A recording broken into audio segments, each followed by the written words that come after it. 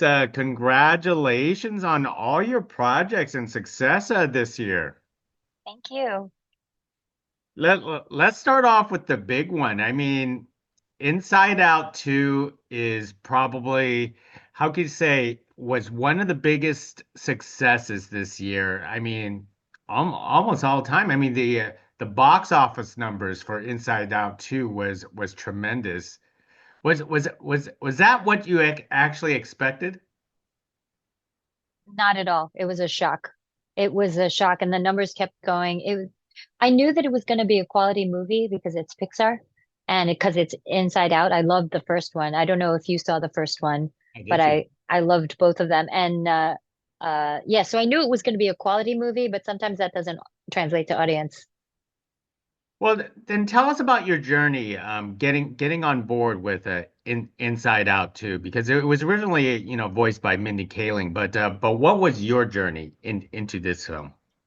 It was your basic actor's journey. I got in a call for an audition. I went in.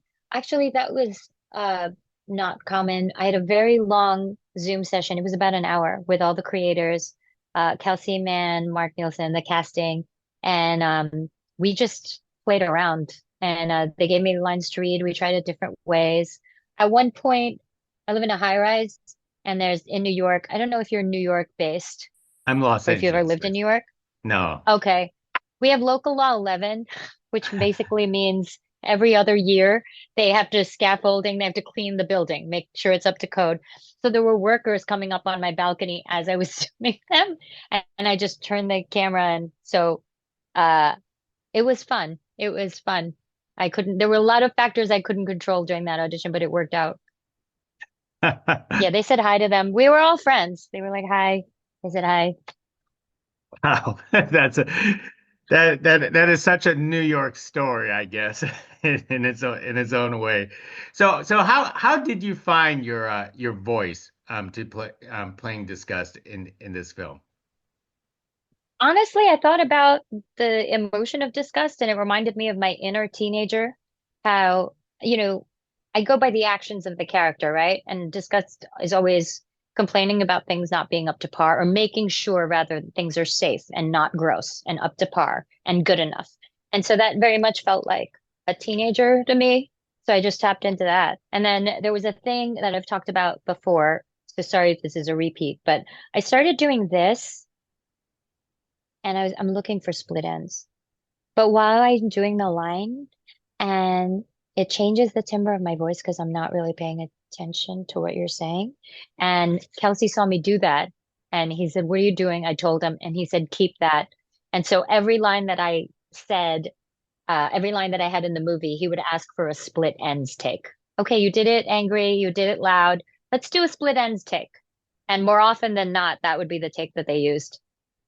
Wow. What was your teenage years like then? Oh my what is your usual emotions that like to take over for Lisa?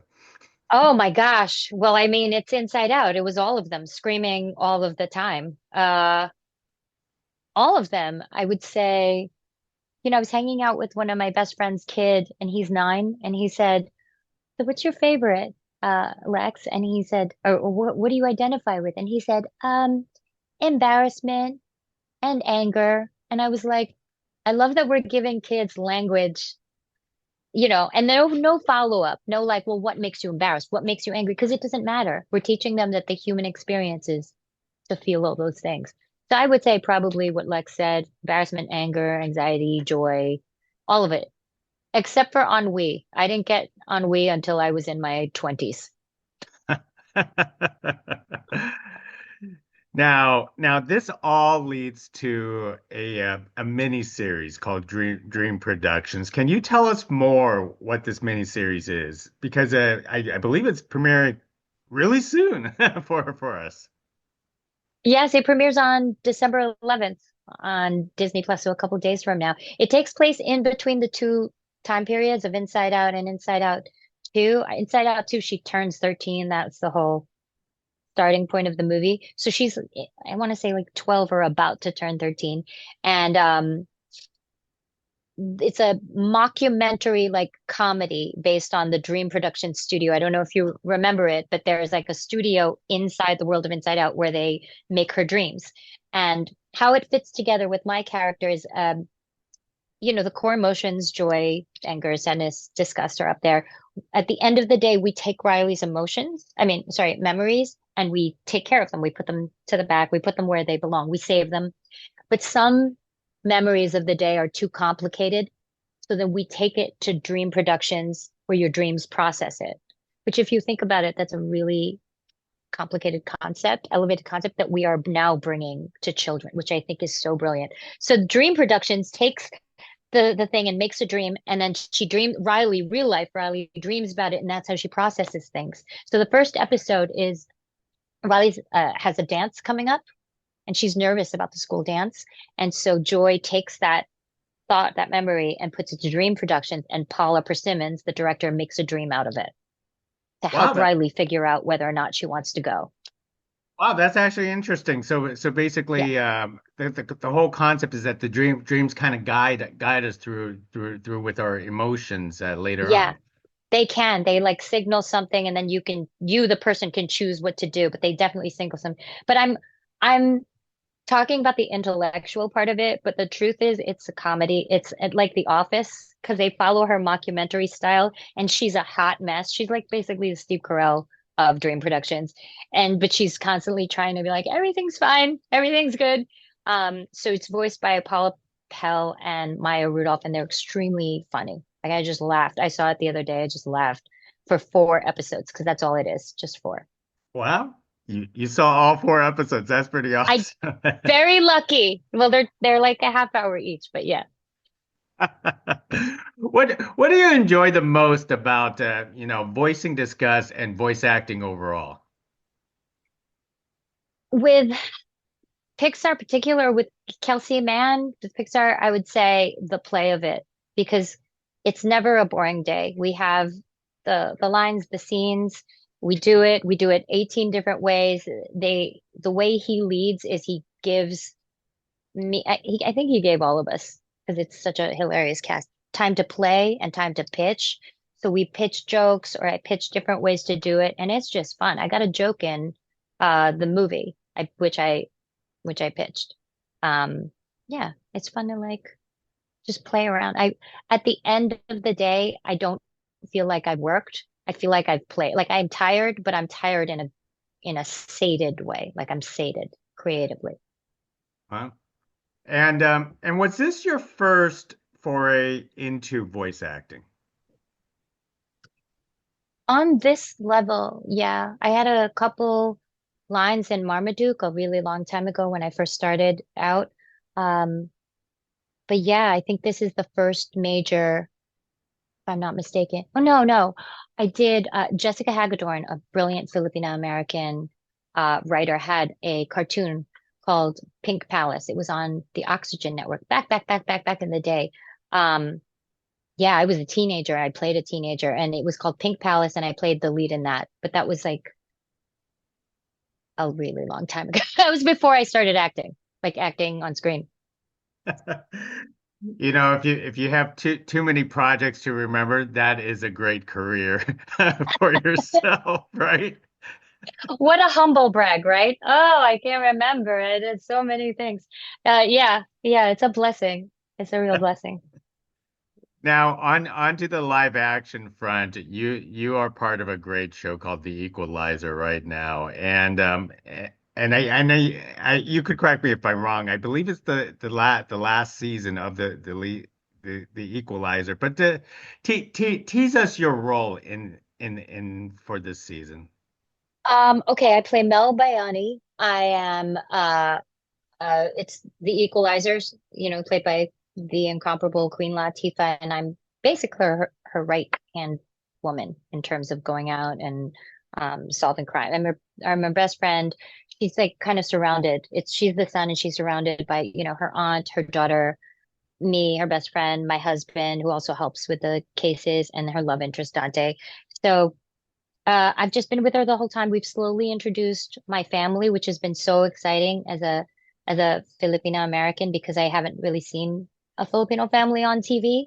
So they slowly, they brought in my siblings, my other sibling, my parents.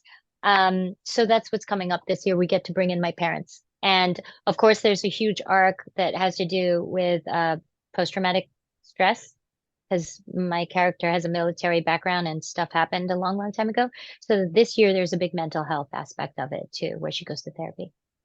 That is wonderful. I mean, everyone's so excited to watch these episodes with you and with Queen Latifah and everyone else.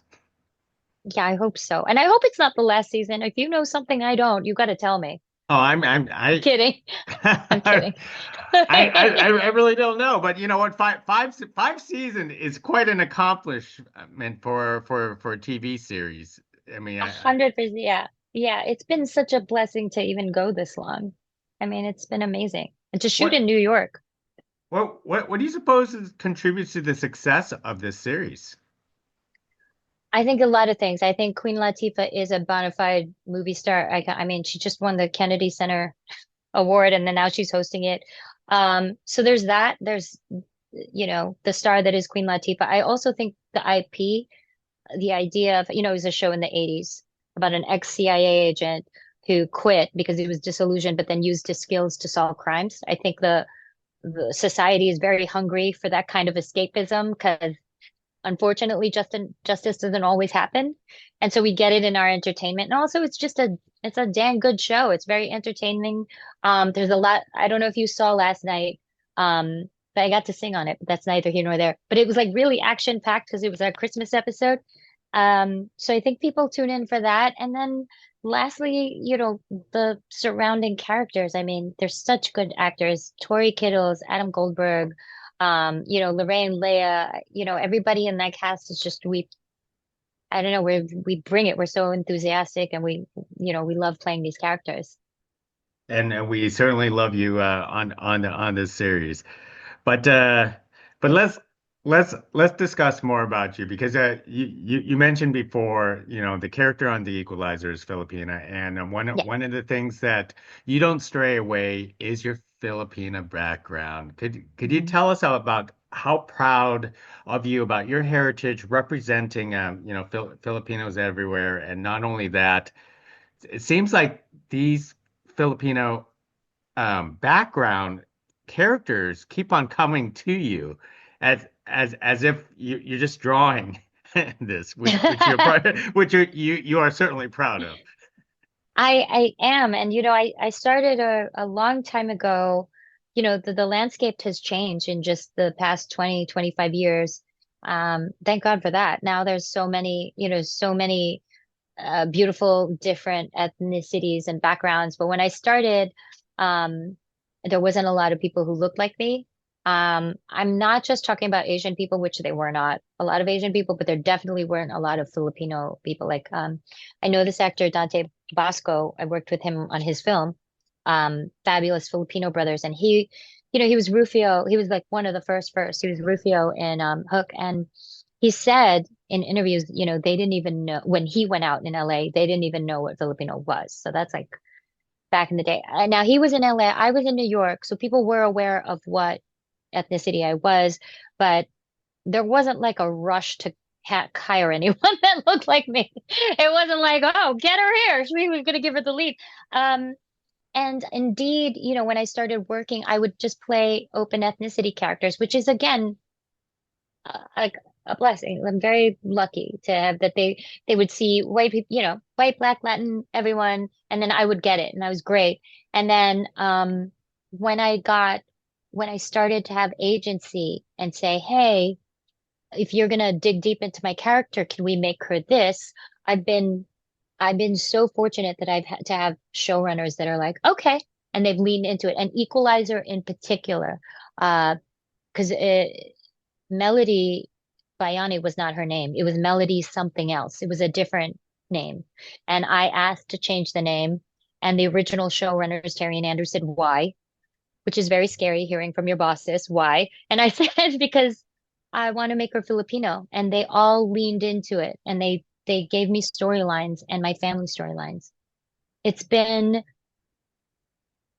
the honor of my life to help usher in more Filipino American or just more diverse faces onto the screen. Because, and cut me off because I can talk about this forever. Um, uh, Chimamanda Ngozi Adichie talks about the single story narrative and the danger. It's a TED talk. Google it. It's so good.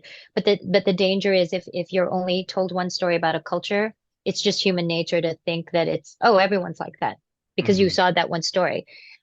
So it really inspired me to just flood the world with narratives. There's many ways to be a Filipino, a Filipina.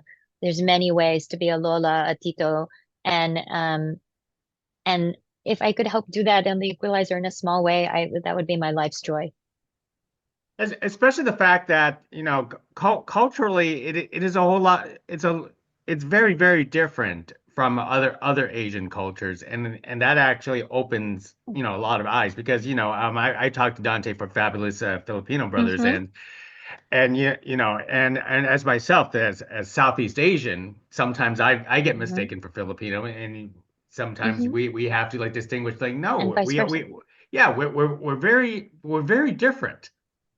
Yes, Asia, it's so big. Asians are not a monolith, right? We're not one thing. And then within each culture, we're not a monolith. Like all Vietnamese people are very not the same. They're very different. All Filipino people are not the same. So we're different from each other. Like the nations are different. And then within each nation, there's a different. I mean, and if you want to test it, just think about, you know, white people, we don't say like there should be one white actress and that's it. And you have to pick Reese Witherspoon or Ellen DeGeneres. Like we're just like, there's room for everybody. And that's what it should be for everyone because it's the world we're living in. And the world is catching up to that. So this isn't a rant to complain. This is more like I'm just so encouraged that uh, as become a global society, that's organically happening. One of the things, and I'm so glad to talk to you because because the fact was, I don't want to come out and say, oh, I fell in love with you because I saw you on screen for the film 21. Ah, And and the reason why I loved it was because when I first saw that film, I didn't see too many Asian representations on sure. screen. Sure, I watched like Joy Luck Club, and then after that, everything disappeared again, That's and right. and so on. That's And right. you did a tremendous role in 21, and now we see more and more Asian characters, and we're not talking about like sideline characters. We're Mm-mm. talking about major roles. Do you feel that you helped pave the way, for the changes in the past 20 plus years? Oh, that would be really vain if I even thought of it in those terms. I mean, I deign to, I don't know. I hope so is the answer. I hope so. I do hear from younger actors. There's this beautiful actress, Gina Rodriguez. She was Jane the Virgin, but she's not even Asian. But we met because we both did the ABC showcase, so it's a small world. And she was like, "Hey, I have to tell you." Seeing you on TV really, like it helped me, like just any kind of, it helped me. And other Asian, younger Asian actors have said that to me, or just any other ethnicity has said that to me. Like, I didn't see anyone that was whatever, Pakistani. I didn't see anyone, who's black. I didn't, and seeing you really helped me. So when Gina said that to me, I felt so old. No, I felt so honored.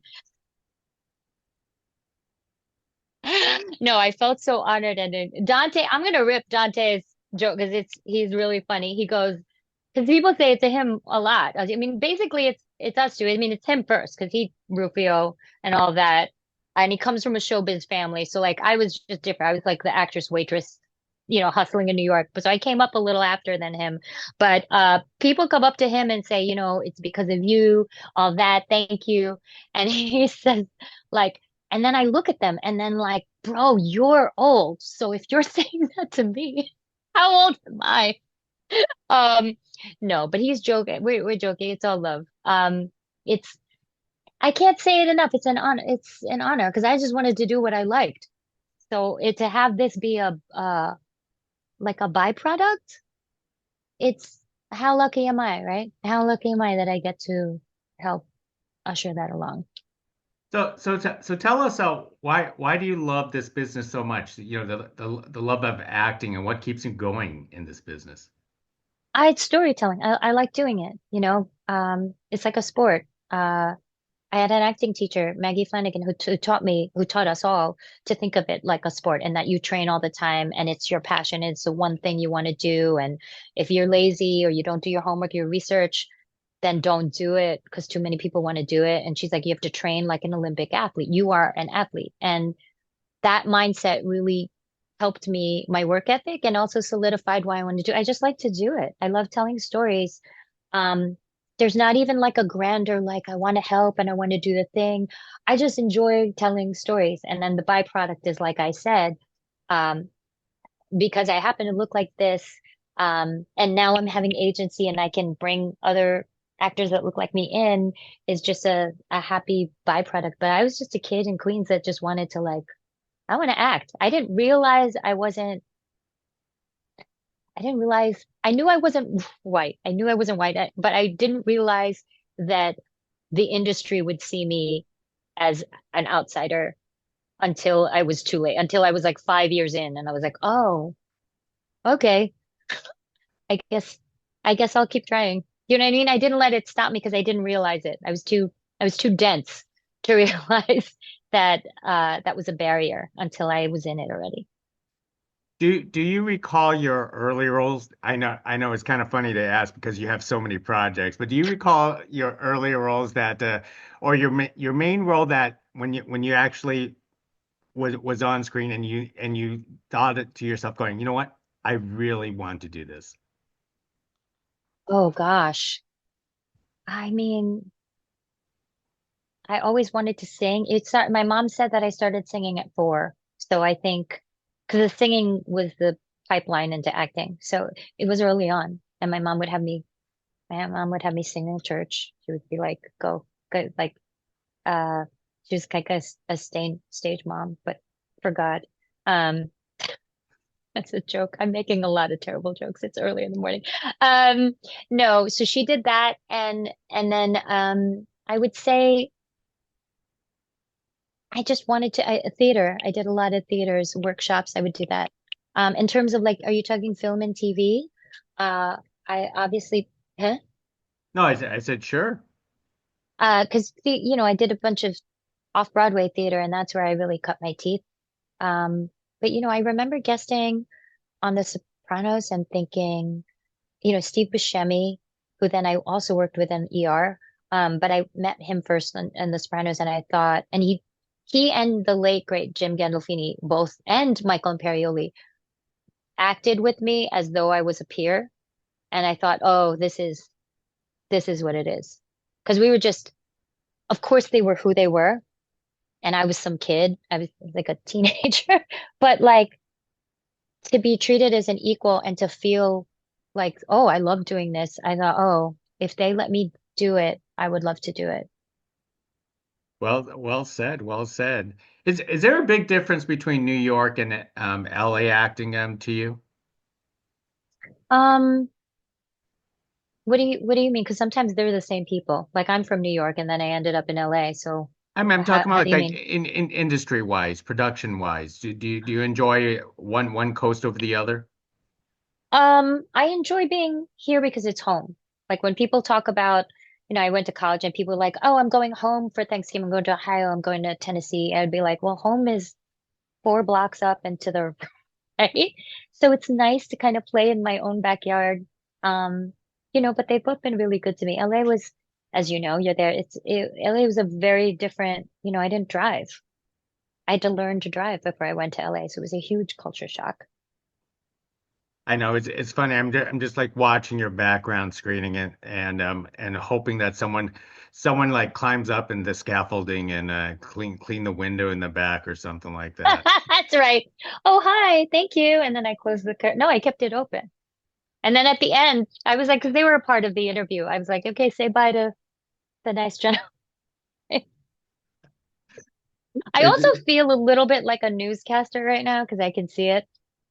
it is funny. It almost looks like that. You have the green screen and you could actually just probably audition for a new, in New York weatherman position someday for yourself.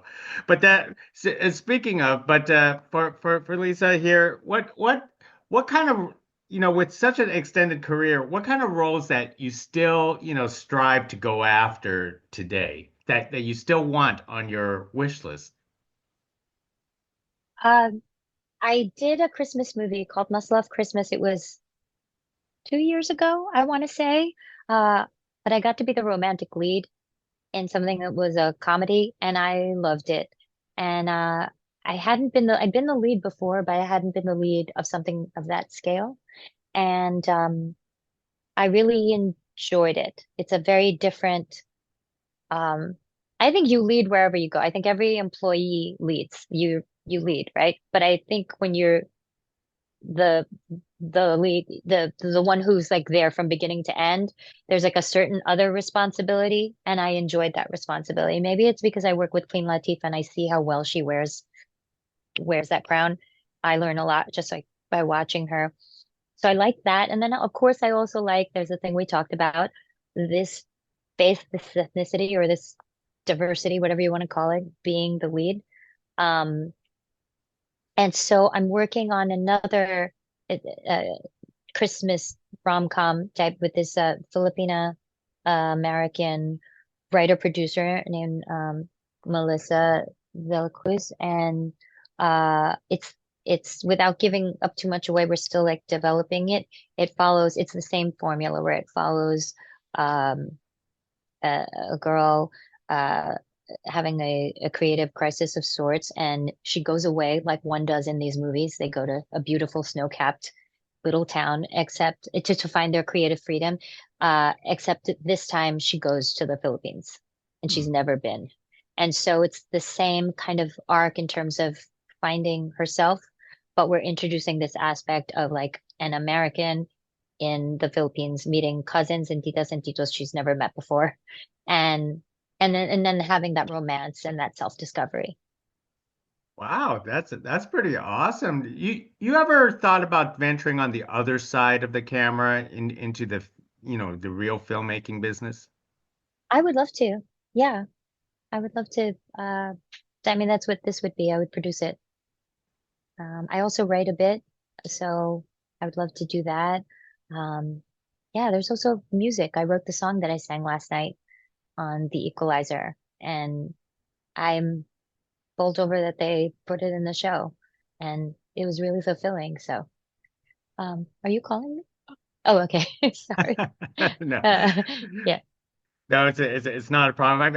I know I've taken a lot of time from you, and this conversation is delightful, and I just wanted to mention that I'm very happy that you are doing like romantic comedies because I don't see too many Asian leads in romantic comedies, and I think that's actually more something that we should actually see because I'm just glad this industry is getting away from the stereotypes is what I'm actually saying. I And that think, yeah, I agree. I agree. And the bottom line is it makes money. I don't think, unfortunately or fortunately, I don't think people make decisions based on the goodness of the bottom of their heart. I mean, I'm sure maybe people want to, but it really is about making money. And with the success of, Crazy Rich Asians, all the Fast and Furious, like there's so many, The Equalizer, with the success of these shows that are just objectively great, it's pushing the industry that way. And so, like everybody, it's a win-win-win-win-win for everybody. The most creative rooms are the diverse rooms because there's more energy to bounce off, best comedy, best story ideas. So yeah. most excellent. Well, I can't wait to see what you're actually in next. I know you had so many projects in the past, and you're going to have so many projects in the future. Lisa, thank you very much for carrying this conversation. I've really enjoyed it. I just can't believe I actually finally met you because I got my start in this industry back in 2008, 2009 too, and not a lot of Asian interviewers were out there at that time either. So this is a great opportunity full circle for myself to actually meet you on screen. It's been lovely. It's been great to meet you.